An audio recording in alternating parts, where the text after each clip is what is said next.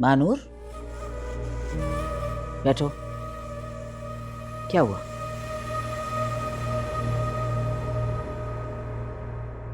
क्या कोई ख्वाब देख रही थी?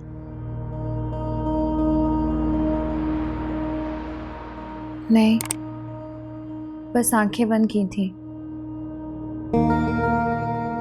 ख्वाब बंद आंखों में ही आते हैं, मगर याद रखो, ख्वाबों और ख्यालों की दुनिया में रहने वाले कभी कुछ नहीं कर सकते।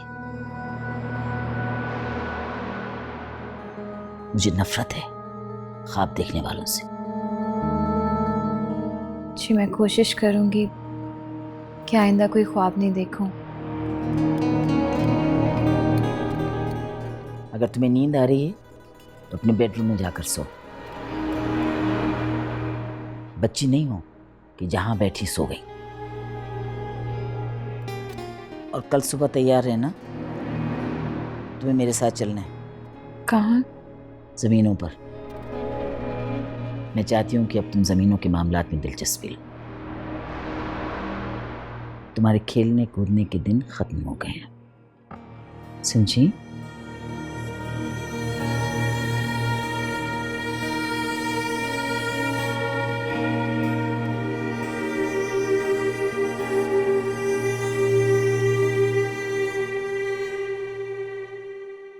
तो वो लड़की तेरे दिलो दिमाग पर चढ़ गई है। तो और क्या बकवास कर रहा हूं तुझे? बकवास तो मुझे तेरी बातें लग रही हैं।